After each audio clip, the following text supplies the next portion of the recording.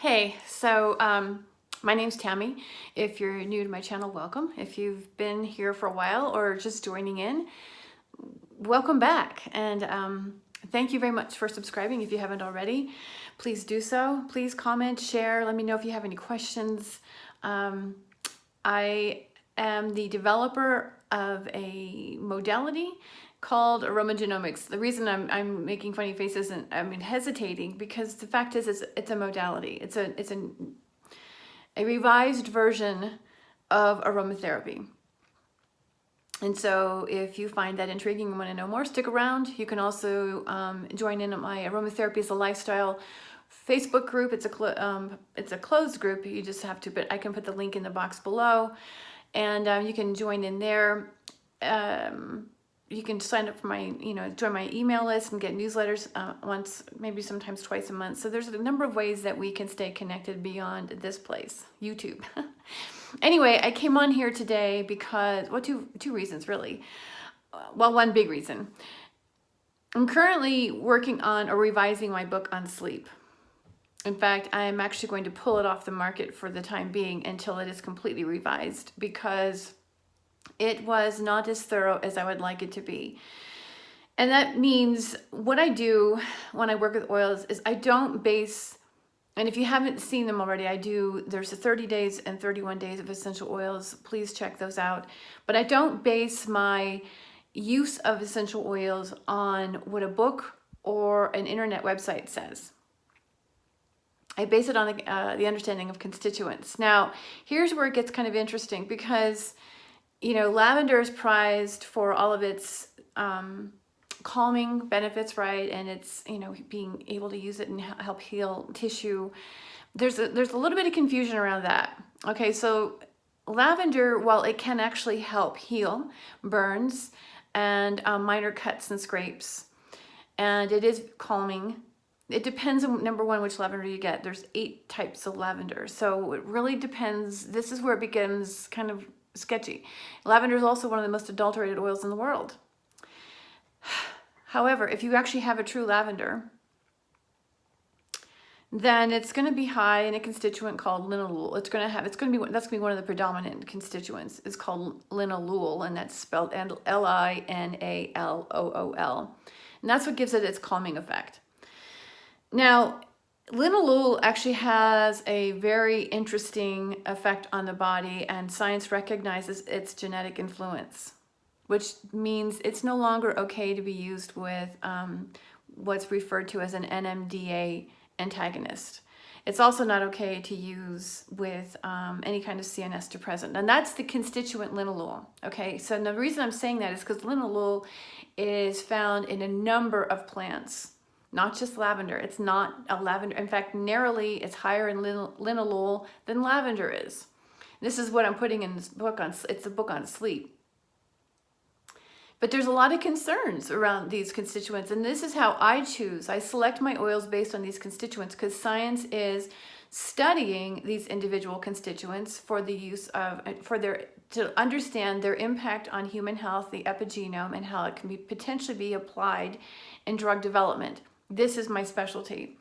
And for years, of course, I paid attention to what everybody was saying. This oil was good for, and that oil was good for, that is so dangerous. And what's even more concerning is I've been out there looking at different websites.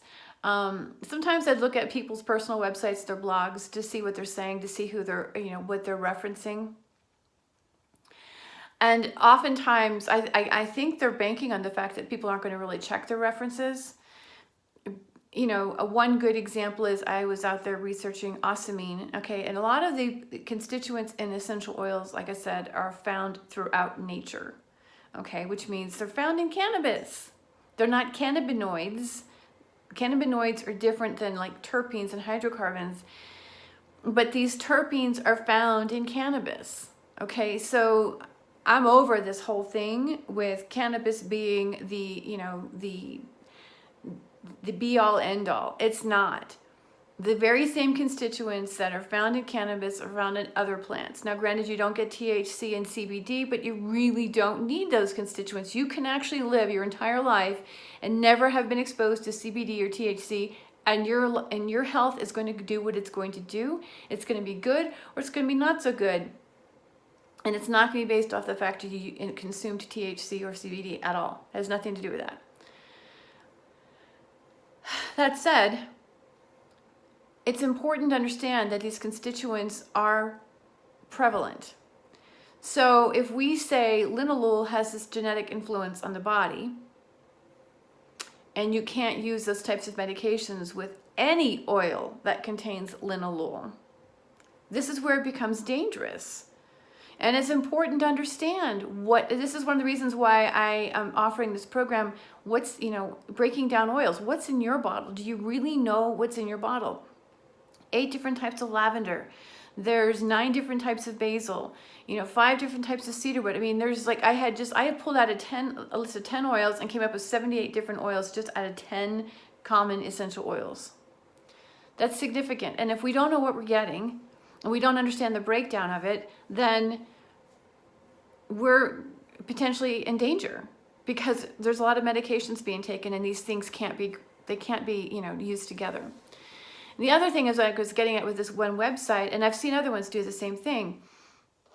A couple of the essential oil companies, or the people who rep these companies, they have their websites up and they're quoting things about particular oils that it's kind of like a superficial statement, like, let's just say basil linalool, for instance, is, or basil. They'll just reference basil. You have to, number 1, pay attention to the botanical name that's being offered.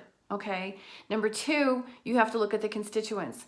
Oftentimes, people are just looking at the name of the essential oil or the species name, like the botanical name, and then they're citing that as a reference source. But if you look at the constituents that were being studied, the plant that was studied is nothing like anything like what's commercially available. So these plants, although they come from they're the very same species, same kind, the seed from the same family, but they're planted in different parts of the world, you get an entirely different chemical platform. The chemical makeup is entirely different. I've seen this happen with basil, because I've been working on that one a lot lately. Basil from Madagascar versus basil out of Russia. Very same plant, very same species of basil, but the chemical makeup is entirely different from one another. There's nothing the same. There's nothing the same with it. And so this is really important. So look, when I said, when I'm looking at these other websites, and whether they rep a company or not, and they're utilizing this information that's being given to them, and yet they're incomplete, it's actually dangerous, because just because the documentation and the research is showing that they studied this particular botanical name, basil or whatever, but if even though they get specific about the type of plant it is, if you're not paying attention to the constituents that are being studied, because it's a lot of information to take in and it's a lot to process and to kind of wrap your head around what they're trying to say, it's not an easy read. But if you don't look into those constituents, you are just telling people to use this particular oil, although it may not even be anything close to what was being tested.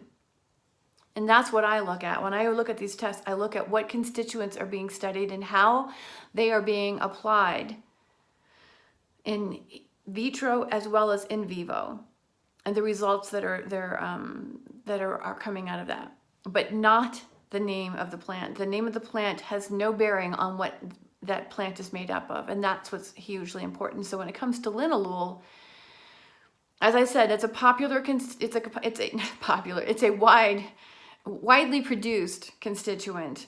So therefore, we need to be careful with this whole promotion of calming, soothing, sedating herbs or oils, because my battery's getting low, because there's potential danger for a lot of people taking medications. Linalool is not recommended for anybody who suffers from seizure disorders and is taking any sort of NMDA antagonist.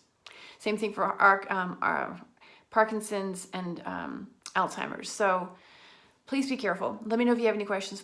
Feel free to DM me, message me, everything that you need. I'm happy to share with you. And like I said, join my groups. Love to chat with you there. See ya.